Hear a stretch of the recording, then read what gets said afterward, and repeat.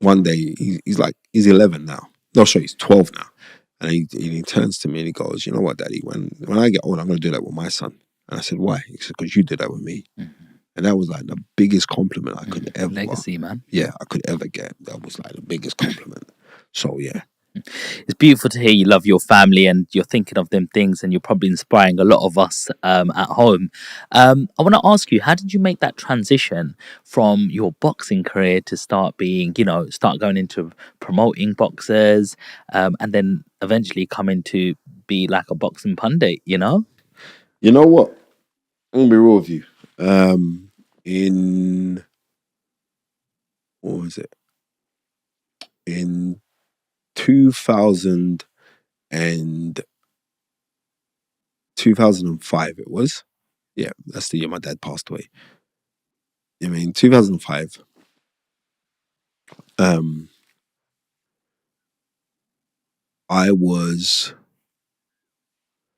at somewhere watching boxing commentary. Watching boxing. It was Amir Khan. Yeah, it was Amir Khan versus Kinderland, the rematch. Amir Khan was still an amateur then, right? And then after he made the announcement, they're going to turn professional, right? And he beat Kinderland on points. And I was watching this and I was listening to the commentary and that, right? And I said, I could do this job, And everyone was looking like, what? I said, yeah, I know I could do this job. You know what I mean?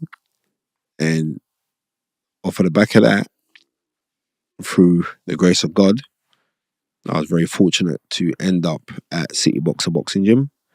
And when I was at City Boxer, it was run by a guy called Mark Burford.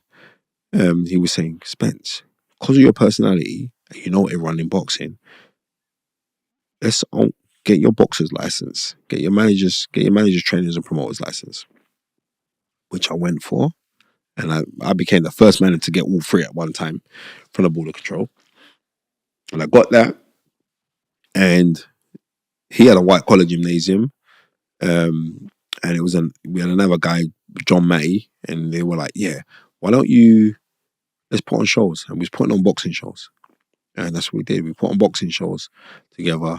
And then I left that organization because I'm young, I'm a dick. You know what I mean? I'm gonna be real. I was making good money. I was right little dick.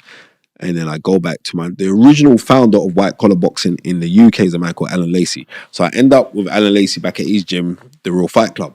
And he gives me an office in there. He says, right, just run the gym for us, man. So I'm running the gym. I'll give you shares. Up to now, I still ain't got them shares. Right? He goes like, so I'm in the gym at the Real Fight Club. And while I'm there, some guy called Karen Baines kind of headhunting me. Was saying, I've seen your interviews and your videos and I think you'd be the ideal person to come on to Satenta and do. And this time, nobody weren't doing the internet stuff like that. Like how it is now, it's just blown, right?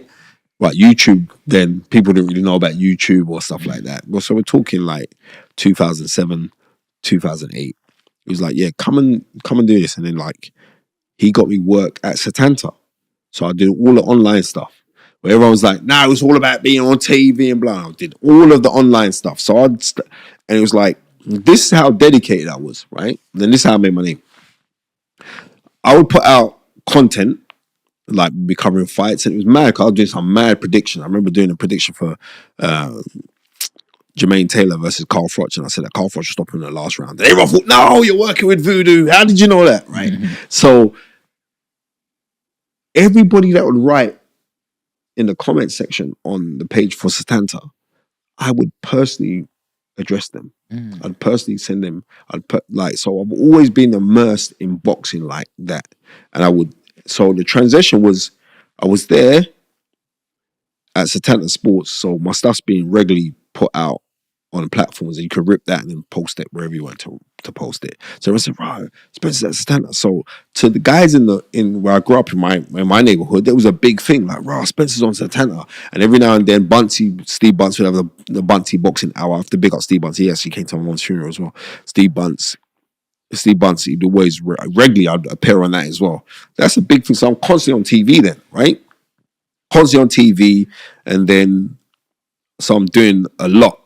And then Satanta went bust. And when Satanta went bust, I started my own channel, me and my friend Ben Dowie. So it was Dowie in the Spirit. We did a little chat show thing, right? But at that time now, I've started promoting boxing again. So I've gone back in promotion of boxing. There's a guy called Gregor Shaw from the Welbeck Group. He and Shamrock Solutions, they raised like £3 million for me to get into to do this boxing stuff. So I had a mad amount. I was going crazy. Imagine me with, you know what I mean, even though I didn't get the full £3 million, but I got a lot of money. I just went nuts. You know, it's like, what do you want? Right. So I was doing that.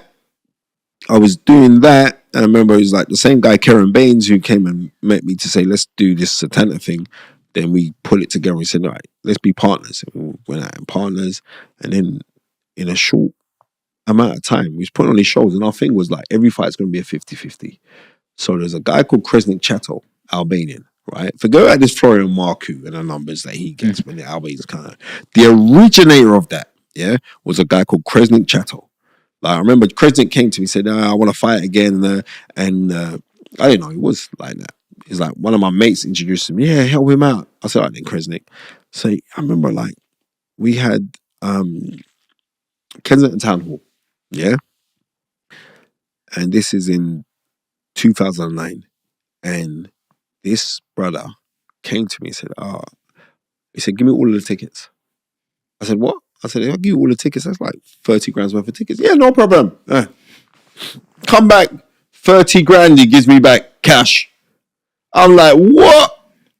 So from then it just started to move on and move on. I remember Karen was like, Spence, we need to get better fighters in as well. And there was a guy who was like, I got Troy Pro, who was a Mongolian. He went back to Mongolia, but he could fight. I got Troy on, he was old at the time, he was like 38, but he could really fight. I got Troy, then off of the back of Troy, there was Darren Hamilton, who was living in our gym, and he became British champion. And then, I mean, Troy won prize fighter. Then he won a WBC international title. Then he went to Indonesia and challenged for a world title out there. Nathan Graham, another kid. He won the Southern Area Championships. And him winning the Southern Area Championships, like him becoming a world champion.